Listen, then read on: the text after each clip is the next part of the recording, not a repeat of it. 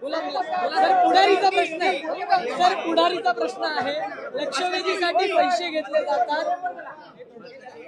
तुमचा जो प्रश्न आहे की या विधानसभेमध्ये आता अधिवेशनामध्ये लक्षवेधी लावण्याकरता पैसे घेतले जातात, हा सभागृहामध्ये मी बोललो हे खरं आहे आणि ते बोललो त्याचा आधार म्हणून, पुरावा म्हणून मला धन्यवाद दिले पाहिजे दैनिक पुढारीला। दैनिक पुढारींनी धाडस दाखवलं आणि त्यांनी प्रवेश घेण्याकरता म्हणून कशा पद्धतीनं जीपे केले जातात, गुगल पे केलं जातं, कशी पैशाची मागणी केली जाते, हे त्या वर्तमानपत्रामध्ये वर्तमानपत्राने छापण्याचं धाडस दाखवलं। तो एक विषय। आणि विधान मंडळातलेच अधिकारी मला येऊन भेटले होते की जे मी लक्षवेधीबद्दल बोललो त्याबद्दल बोललो। आणि लांब कशाला, नियम 105 अन्वये एका दिवसामध्ये 3 लक्षवेधीच्या वरती लक्षवेधी लावताच येत नाहीत। फार तर काही जर विशेष बाब म्हणून असेल तर 4-2 लक्षवेधी एका दिवशी लावता येतात। सातत्यानं 35 लक्षवेधी, 21 लक्षवेधी, 24 लक्षवेधी, 20 लक्षवेधी या संदर्भामध्ये बोलायचं नाही का? बोलायचं नाही कशाबद्दल बोलायचं नाही? तर अध्यक्षांनी निर्णय घेतला म्हणून त्या ठिकाणी बोलायचं नाही। अध्यक्ष म्हणजे कोण आहेत? अध्यक्ष म्हणजे सुद्धा एक माणूसच आहेत। अध्यक्षांनी एखादा निर्णय घेतला की त्याच्यावर चर्चा करायची नाही असं जे काही सांगितलं जातं हे बिलकुल चुकीचं आहे। ज्या पद्धतीनं विधानसभा अधिनियमाला सदस्य बांधलेले आहेत त्याच पद्धतीनं विधानसभा अधिनियमाला अध्यक्ष सुद्धा बांधलेले आहेत। अध्यक्ष असले आणि अध्यक्षांनी काही वाटेल तो निर्णय घ्यायचा असं कधी नाहीये। अध्यक्षांनी सभागृहामध्ये जे नियम आहे, नियमावली आहे, प्रथा आहे, परंपरा आहे त्या परंपरेनं वागावं आणि त्याच्या उपर काही चुकत असेल किंवा कळत नकळतपणे काही घडत असेल तर ते सभागृहामध्ये आम्ही लक्षात आणून देणं आमचं काम आहे। कारण विधानसभा अधिनियम, घटनात्मक प्रत्येकाचे अधिकार हे त्या ठिकाणी दिलेले आहेत। त्यामुळे कोणतीही गोष्ट मी चुकीची केलेली नाही। सभापतींच्या दालनात जातात एक आमदार, तिथे या सगळ्या गोष्टी म्हणतो, किती पैसे दिले नेमका हा मला जे बोलायचं होतं ते मी सभागृहात बोललोय, ते तुमच्या समोर आलेलं आहे। शेवटचा दिवस आहे, तुम्हाला विधिमंडळाने उत्तर दिलं होतं कोणतेही संख्याबळ अशा पद्धतीचा कोणताही नियम नाहीये।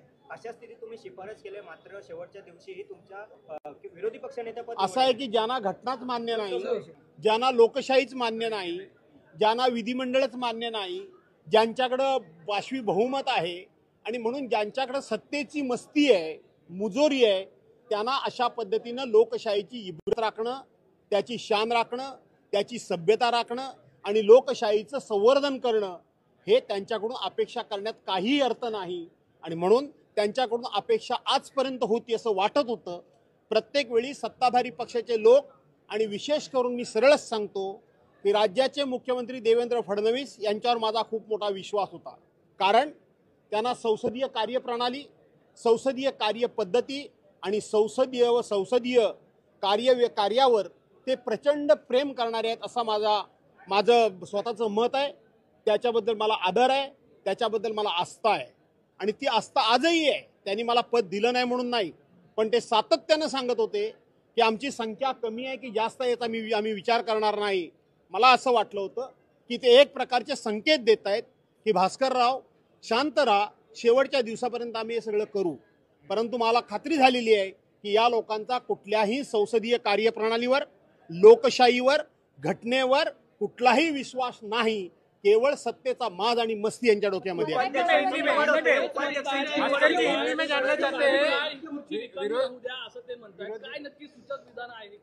काही हरकत नाही, खुर्ची त्यांनी विरोधी पक्ष नेत्याची खुर्ची रिकामी ठेवली काय आणि पलीकडचे सगळे सदस्य विकत घेऊन बाकीच्या खुर्च्या रिकाम्या केल्या काय? आता तेच चाललंय। मी कालही राज्यसभेच्या संविधानावर चर्चा करताना मी सांगितलं, पूर्वी चर्चा काय होत होती की गोरगरिबाला त्या ठिकाणी दारू, मटण वगैरे देऊन मतं घेतली जात होती। आता चर्चा काय होते? चर्चा ईव्हीएम मार्फत या ठिकाणी मतं घेतली जात आहेत। मतपत्रिकेवर नावं नाही, ती मतं या ठिकाणी वाढवली जात आहेत। निवडून आलेले सदस्य घाऊक खरेदी करायची, घाऊक अशा पद्धतीनं ज्यांनी लोकशाही मातीमध्येच घालायचं ठरवलेलं आहे त्यांच्याकडून फार अपेक्षा करता येत नाही. उपाध्यक्षांची निवड होते मात्र विरोधी पक्षनेता निवडले आज आखिरी दिन है. 100% आहे. विरोधी पक्षनेत्याची आपल्या उपाध्यक्षाची निवड तुम्ही करता, त्यांच्या मनात असतं तर त्यांनी केली असती विरोधी पक्षनेत्याची निवड. आणि म्हणून लोकशाहीचा सन्मान म्हणून मी काल सांगितलं की माझ्या नावाची तुम्हाला अडचण असेल का, तर मी कायद्यावर बोट ठेवून बोलतो का, तर मी हातामध्ये नियमाचं पुस्तक घेऊन बोलतो का, तर प्रथेवर परंपरेवर मी बोलतो का, तर चुकीचं सभागृहात काही चाललं असेल तर ते रोखण्याचा मी प्रयत्न करतो. मी कधीही कोणावर व्यक्तिगत टीका टिप्पणी केलेली नाही, कधीही कोणाच्या व्यक्तिगत चारित्र्यावर मी बोललेलो नाही, कधीही कोणाच्या बायका मुलांबद्दल लेकी बाळींबद्दल मी बोललो नाही. म्हणजे ह्या सभागृहामध्ये नियमानं बोलणं, कायद्यानं बोलणं, प्रथा परंपरेचं रक्षण करा म्हणून सांगणं, त्या ठिकाणी विधिमंडळाच्या नियमाप्रमाणे बोला, डॉक्टर बाबासाहेब आंबेडकरांनी दिलेल्या घटनेप्रमाणे वागा, हे सांगणं म्हणजे चुकीचं आहे का? हे सांगणं चुकीचं आहे. आणि म्हणून हे चुकीचं असेल तर ते मी 1000 वेळाला ते करेन पुन्हा. अध्यक्ष पक्षपातीपणा विरोधी पक्ष नेता आज आखिरी दिन है, अब तक नियुक्त नहीं किया गया है. आपकी सिफारिश की गई थी, ऐसे में कैसे देखते हैं सर? ऐसा है कि आज सेशन का लास्ट डे है. हम लोग सभी और तुम भी उम्मीद करते थे, सभी लोग उम्मीद करते थे, पूरा महाराष्ट्र उम्मीद करता था कि आज लास्ट डे है, लास्ट दिन अपोजिशन लीडर की अनाउंसमेंट हो जाएगी. और मैं भी उम्मीद रख के बैठा था कि ये आज अनाउंसमेंट हो जाएगी. लेकिन जिन लोगों का डेमोक्रेसी पे विश्वास नहीं है, जिन लोगों का घटना पे विश्वास नहीं है, जिस लोगों का प्रथा परंपरा पे विश्वास नहीं है, जिस लोगों के पास बहुत सारा मैंडेट मिला हुआ है, उसी मस्ती में जो लोग हैं उनसे ऐसी अच्छी अपेक्षा करना कितना गलत था, ये मुझे आज जानकारी होगी.